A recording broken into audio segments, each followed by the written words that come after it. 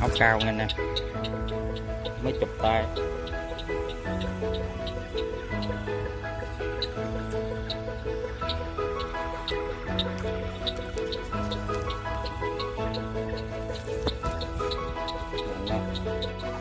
Mới đâm con nữa nghe nè.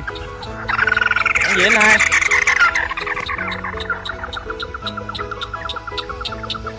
Có đâu, buông ra nó giật cái chuông á. Ốc cao.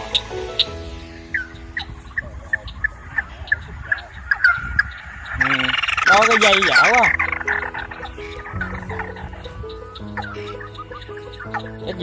Giấc giờ 10 giờ rưỡi rồi nghe anh em.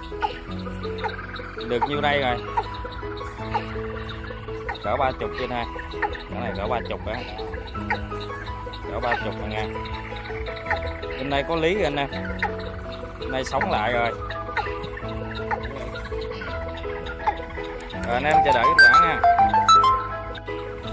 Rồi chào tất cả anh em chơi chim đêm nha.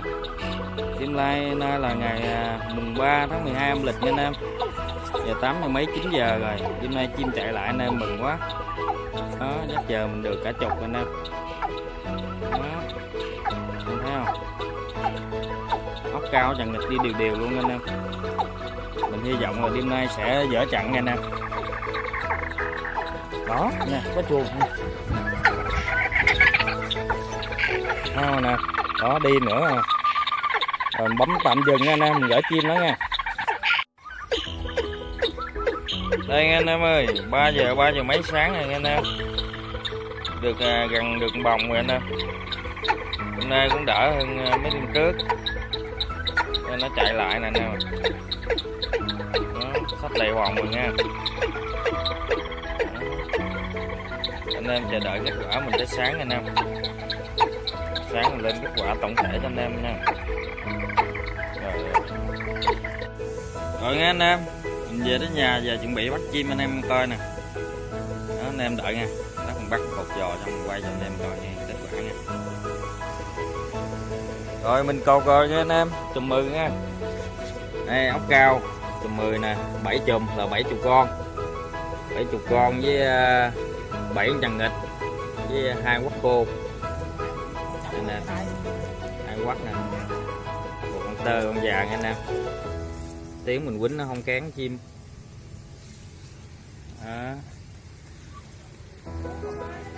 Đó, thành quả của mình anh em. Còn bên đây của ông anh hai, biệt danh là hai chim. Còn kia ông hai le le không thấy đâu, le lử thôi. Rồi nhớ rồi chị. Xong đưa tiền. Đây của anh hai là được 19 ốc cao nha. Đi nhà đi, cha em có mà bán chim làm gì có tiền. Bán chim thì nó nhầm bữa nhầm bãi anh em ơi. Không nói mạnh được.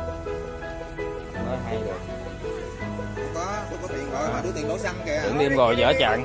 Mà tới sáng nó đi yếu lắm anh em, đi liêu à. Lâu được con à. Rồi anh em ủng hộ mình nha anh em. Cho coi clip nhớ like mình nha. Cho mình xin được comment đó anh em. Nhớ đăng ký kênh, bấm chuông nha anh em. Rồi xin chào tất cả anh em nha. Hẹn gặp lại anh em tối mai nha. Chào chứ.